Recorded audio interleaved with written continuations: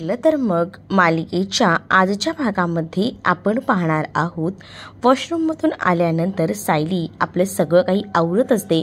म्हणूनच तर ती समोर असणाऱ्या आरशासमोर उभी राहते. त्याच वेळेला तिला समोर एक बुके दिसतो आणि त्यामध्ये असणारी ती चिठ्ठी ती वाचूनच आता सायलीच्या चेहऱ्यावर आनंद येतो. सायली खुश होते आणि सायली एकटक त्या चित्राकडे आणि त्या सगळ्याकडे पाहू लागते. महिपत इकडे मात्र आता विचार करत असतो आणि त्याने तर ठरवलेलंच असतं की काही झालं तरीसुद्धा आपण जे आज ठरवलं आहे म्हणजेच अस्मितावर हल्ला करायचा ते काम पूर्ण झालंच पाहिजे.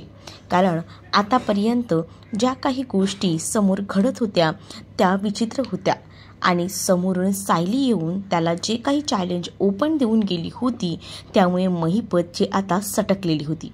म्हणूनच महिपतने आता ठरवलेलं होतं काही झालं तरी समोर आता आपण जे काही आहे ते करायचं, अस्मिताचा काटा काढायचा. म्हणजेच कसं सुभेदार कुटुंबाला एक एक करून जर संपवलं ना तरच आपल्याला सुख मिळणार आहे अशी कुठेतरी आतमधून सुकून फिलिंग जी असते ना ती या महिपतला येत असते. आणि म्हणूनच महिपत जो आहे तो जोमाने कामाला लागलेला असतो. दुसरीकडे सायली जी आहे ती आता खाली येते आणि ती आता नेहमीप्रमाणे आपल्या कामाला लागणार असते. त्यामुळेच ती आता पूर्ण कामाचं नियोजन जे आहे ते करते.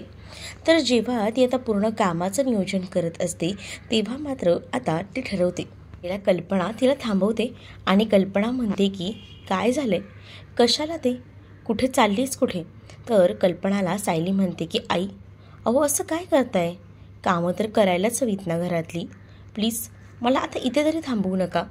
असं बोलून ती आता थांबवायचा प्रयत्न करत असते. परंतु सायली काही ऐकायला मागत नसते. कल्पना सायलीवर ओरडते आणि म्हणते की तुला सांगितलेलं कळत नाही का, तुला मी एकदा सांगितलं ना इथे बस म्हटल्यावर बसायचं. त्याबरोबर सायली आता गुपचूपपणे तिथे जाऊन बसते. सायली जेव्हा आता तिथे जाऊन बसते ना तेव्हा मात्र आता कल्पनाला ती म्हणते की आई काय झालं आहे, तुम्ही असे का वागताय. त्यावर सायलीला आता कल्पना सांगते की आज तू घरातली कोणतीही कामं करायची नाही आहेत, तुला फक्त आणि फक्त बसून राहायचे.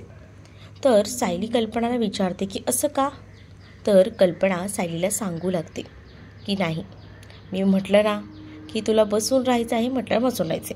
आज आपण सगळीजणं मिळून सायली डे साजरा करणार आहोत आणि त्यासाठी तू कुठेही हात लावायचंही नाही आहे, सगळं काही तुला जवळजवळ मिळेलच असं देखील आता सायलीला सांगण्यात येतं. त्यावर सायली ही खूपच जास्त खुश होते. सायली म्हणते पण अहो त्याची काय गरज होती. त्याच वेळेला आता सायली डोळ्याने अर्जुनला इशारा देखील करत असते आणि हे सगळं काही आता अर्जुननं पाहिलेलं असतं. अर्जुन जेव्हा हे सगळं काही पाहतो तेव्हा मात्र आता सायलीला मुद्दामूनच कल्पना आणि प्रताप असे चिडवत असतात. तर इकडे अस्मिता आता घरातून निघालेली असते आणि ती आता इथे सुभेदारांकडे यायला निघालेली असते खरं तर. आणि त्याच वेळेला आता जेव्हा ती सुभेदारांकडे येते ना तेव्हा ती ऑटो बघत असते पण तिला कुठेही रस्त्यावर ऑटोही भेटत नसते. तर रस्त्यावर कुठेही ऑटो भेटत नसते त्यामुळे बिचारी आधीच खूप चिंतित असते की काय करू तिला कळत नसतं. तरीसुद्धा ती ठरवते की नाही आपल्याला जायचं आहे ना आज. आणि तेवढ्यातच तिच्या मोबाईलवर आता मेसेज आलेला असतो. तर आता अर्जुननं सांगितलेलं असतं की लवकर घरी ये, आपल्याला आज सायली डे साजरा करायचा आहे. आणि त्यामुळेच आता सायली डे साजरा करायचा म्हटल्यावर अस्मिताही खूप जास्त खुश होते. आणि त्याचमुळे आता अस्मिता ठरवते की चला लवकरात लवकर आपल्याला पोचायला हवं. पण काय तर इकडे मात्र आता ते गुंड तर अस्मिताच्या मागे असतात, अस्मिताला माहीत नसतं. तर इकडे आता सायलीच्या हातात सगळं काही दिलं जातं. म्हणजे सायलीला आता चहा आणून दिला जातो. त्याच वेळेला सायली सगळ्यांना म्हणत असते की माझ्यासाठी चहा आणलाय तुम्ही आज, पण हा चहा नाही, तुम्ही सगळीजणं चहा घेत नाही ना म्हणून म्हटलं मी. त्यावर आता अर्जुन म्हणतो की अगं आम्ही सगळीजणं कॉफी घेतो पण तू चहा पितेस ना, मग आज तुझ्या इच्छेखातर आम्ही देखील सगळीजणं चहा घेतो असं देखील आता सायलीला म्हटलं जातं. पण सायली म्हणते की कशाला, माझ्यासाठी म्हणून कशाला नको, असं नको करू असं बोलून ती सगळ्यांना थांबवत असते. मात्र कल्पना म्हणते की बघ नेहमीच आम्ही तुझं ऐकतो, तुझ्या म्हणण्याप्रमाणे वागतो आणि आम्हालाही तू आम्हाला ज्या ज्या गोष्टी हव्यात त्या सगळ्या काही हाताशी आणून देतेस, त्याच्यामध्ये कोणताही तू विलंब करत नाहीस. त्यामुळे तुलासुद्धा आता आमचं ऐकावंच लागेल, तुलासुद्धा हा चहा घ्यावाच लागेल. आणि आम्हीसुद्धा आज हा चहा एन्जॉय करणार आहोत असं आता ठरलेलं असतं. आणि त्यामुळेच आता अर्जुन देखील सायलीकडे पाहून हसत असतो.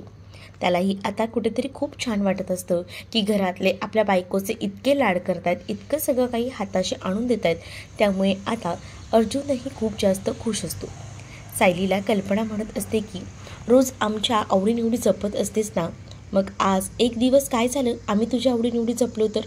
म्हणूनच मी आज सगळ्यांना सांगितले जे काही सायलीला आवडतं ते आपणही खायचं, कारण नेहमी सायली आपल्यासाठी हेच तर करत असते. असं म्हटल्याबरोबर सायलीला देखील एकदमच कसं तरी वाटत असतं. दुसरीकडे अस्मिता ही आता रिक्षा भेटत नसते म्हणून रस्त्यावरनं सरळ चालत निघालेली असते.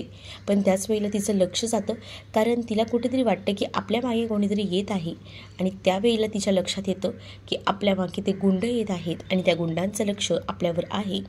या गोष्टी आता समजून गेलेल्या असतात आणि म्हणूनच तो आता इकडे तिकडे ती पाहत असते. ते गुंड देखील आता अस्मिताच्या मागे जात असतात, कारण त्यांना आता सुपारी ती महिपतने दिलेली असते. महिपतने सांगितलेलं असतं, म्हणूनच अस्मिताच्या मागे ते गुंड लागतात. अस्मिताच्या मागे जेव्हा ते आता गुंड लागतात ना, तेव्हा अस्मिता खूप जास्त घाबरलेली असते. इथे आता सगळीजणं मस्तपैकी चहा एन्जॉय करत असतात आणि जेव्हा ते चहा एन्जॉय करतात ना, तेव्हा मात्र आता सायली म्हणत असते की चहा पिण्याचा आनंद हा काही वेगळाच असतो आणि तो औरच असतो. आणि त्याच वेळेला आता चहा असा प्यायचा असं बोलून सायली दाखवू लागते. आणि जेव्हा सायली चहा कसा प्यायचा एकदम भुरके मारून हे दाखवल्यानंतर प्रतापही तो चहा तशाच पद्धतीने पिऊन पाहतात. प्रतापही तो चहा जेव्हा तसा पितात ना, तेव्हा सायली म्हणते की बाबा हा असा परफेक्ट चहा प्यायचा आहे असं बोलून ती आता खूपच जास्त खुश झालेली असते. तर दुसरीकडे मात्र आता अर्जुन जो आहे तो सुद्धा सायलीला या सगळ्या गोष्टी सांगत असतो. सायलीला म्हणत असतो की थांब, मी सुद्धा चहा पिऊन दाखवतो. आणि त्याच वेळेला आता अर्जुनही सायलीला त्या पद्धतीनं, म्हणजे सायलीने ज्या पद्धतीने भुरके मारून चहा प्यायला सांगितलेला असतो ना, तसा चहा आता अर्जुन जो आहे तो पीत लागतो. आणि जेव्हा अर्जुन तो चहा पितो तेव्हा मात्र सायलीसुद्धा खूपच जास्त खुश होते. सायली जी आहे ती आनंदाने उड्या मारू लागते, कारण ज्या गोष्टी सायलीला हव्या होत्या त्या तशाच घडत होत्या. सगळीजणं आता सायलीने दाखवल्याप्रमाणे भुरके मारून चहा पित असतात, म्हणजे अगदी जसा आवाज करतो ना आपण अगदी तसाच. त्यामुळे सायली ही खूप जास्त खुश असते आणि हसत असते. कल्पना ही सगळं तसंच ट्राय करते. सायलीला या गोष्टीचा आनंद होतो की आज घरातले आपल्या म्हणण्याप्रमाणे आपल्याला जे आवडतं त्या पद्धतीने वागत आहेत. त्यामुळे सायली खूप जास्त खुश असते, कारण घरातले कोणीच नेहमीच चहा नाही घ्यायचे, कॉफी घ्यायचे आणि आज सायलीमुळे ते आता चहा घेत होते. तर विमलही यामध्ये मागे राहिलेली नसते. विमलनेही आता चहा घेतलेलाच असतो, तो सुद्धा भुरके मारून. आणि त्यामुळे आता सायली तिच्याकडे पाहून देखील हसते. सायलीला हा दिवस संपूच नाही असं वाटत असतं, कारण या दिवसात तिच्यासोबत ज्या ज्या काही आठवणी असतात त्या ती मस्तपैकी आपल्या एका गुलदस्त्यात कैद केल्याप्रमाणे सगळ्या काही आठवणी आपल्या मनामध्ये साठवत असते. आणि त्याच वेळेला आता सगळ्यांचा चहा वगैरे पिऊन होतो. सायली म्हणत असते की द्या आता मी आवरते. परंतु आता सायलीला सांगितलं जातं नाही, आज तू जागेवरनं कुठेही उठायचं नाहीस, एकाच जागेवर बसून राहायचं आहेस. आणि त्यामुळे आता सायली खूपच जास्त टेन्शनमध्ये आलेली असते. तिला कळतच नसतं की काय करावं. कोणीही तिला काही कामही देखील करू देत नसतं. तर इकडे मात्र आता ते गुंड मागेच लागलेले असतात आणि ते गुंड जे आहेत ते अस्मिताचा पाठलाग करत असतात. अस्मितालाही समजतं की आपला कोणीतरी पाठलाग करत आहे. त्यामुळे बिचारी अस्मिता ही खूपच जास्त घाबरलेली असते. ती आपला जीव मुठीत घेऊन पळत असते, कारण तिला त्या गुंडांपासून काही झालं तरी वाचायचं असतं. एकतर तिला रिक्षाही भेटत नसते, त्यामुळे बिचारी खूप मोठ्या संकटात अडकते. त्या गुंडांपासून वाचण्यासाठी ती आता एका जागेवर सुद्धा लपायचं ठरवते. ती एका झाडामागे लपते. इकडे आता अर्जुनने काही फुलं आणलेली असतात आणि ती सायली समोर ठेवलेली असतात. जेव्हा सायली ती फुलं पाहते तेव्हा सायली खूपच जास्त खुश होते, कारण सायलीला आवडणाऱ्या मोगऱ्यांची आता फुलं त्या समोर ठेवलेली असतात. आणि त्या मोगरा समोर ठेवल्यामुळे सायली खूपच जास्त खुश होते. आणि आता सायली विचारते ही फुलं कोणासाठी. त्यावर सायलीला आता सगळेजण सांगतात की ही फुलं खास तुझ्यासाठी, तुला मोगरा आवडतो ना म्हणून तुला आणलाय. आणि असं बोलून आता तिला ते मोगऱ्याचं फूल, म्हणजे मोगऱ्याचे जे काही गजरे असतात ते बनवायला खूप जास्त आवडत असतात. सायली म्हणते की मी आता यांचे ना गजरे बनवते. पहिल्यांदा अस्मिताताईंना बनवते अस्मिताताईंना सुद्धा नक्कीच हा गजरा आवडेल असा देखील आता ती विचार करत असते. त्याच वेळेला कल्पना म्हणते की काय आहेस का तू खरंच, म्हणजे कोणत्या मातीची बनलीस, खरंच मला कळत नाही कधी कधी. म्हणजे आता एवढं सगळं होत आहे ते तुझ्या कारसाठी तू बघायचं सोडून तर तुला फक्त बाकी इतरांचंच दिसते. म्हणजे तू हाच विचार करतेस ना की सगळ्यांना कशा पद्धतीने आपण खुश ठेवू. आता ही बघ ना, तुला आम्ही ही फुलं दिली, पण आता या फुलांचा गजराही तुला पहिल्यांदा अस्मितासाठी करायचा आहे. कशी आहेस ग तू. बिचारी अस्मिता इकडे मात्र जीव मुठीत घेऊन पळत असते. ती त्या गुंडांना पाहत असते. ते गुंड इकडे तिकडे गेलेत म्हणून ती झाडामागे लपून राहते. पण ते गुंड देखील तितकेच हुशार असतात, कारण ते गुंड महिपतचे असतात. ते इकडे तिकडे पाहतात आणि त्यानंतर त्यांचं लक्ष जातं. त्या झाडाच्या मागे अस्मिता त्यांना दिसते. त्यामुळे आता अस्मिता पुन्हा एकदा घाबरते की आपण पकडलं गेलो आहोत. इकडे आता सायलीने तो गजरा बनवलेला असतो आणि तो गजरा जो आहे तो आता तिनं ठरवलेलं असतं की हा गजरा आपण देऊया. पण त्याच वेळेला तिच्या लक्षात येते की हा गजरा आपण ना आधी देवाजवळ ठेवूया, म्हणजे कसं देवही खुश, पहिला मान हा देवीचा, असे बोलून तिने आता तो गजरा जो आहे तो देवीला द्यायचा ठरवलेला असतो. आणि म्हणूनच ती लगेच तो गजरा बनवते आणि देवीकडे जाते. देवीसमोर तो गजरा ठेवते. देवीचे आता आशीर्वाद घेते, कारण आज बाप्पाच्या कृपेमुळे आज तिच्या आयुष्यात हा इतका छान असा दिवस आलेला होता आणि त्यामुळेच आज ती देवबाप्पाच्या पाया पडते. पहिला गजरा तिनं आता देवीकडे समर्पित केलेला असतो. आणि दुसरीकडे मात्र आता बिचारी अस्मिता ही पळत असते. त्या गुंडांना ती दिसलेली असते, तर ते गुंड पुन्हा एकदा अस्मिताच्या मागे लागतात. त्याबरोबर अस्मिताही तिकडनं आता निघते, कारण अस्मिताला काही झालं तरी आता आपल्याला वाचवायचं आहे एवढंच तिला कळत असतं. ऑलरेडी ती प्रेग्नेंट आहे आणि ती कशी रस्त्यावरनं पळत असते.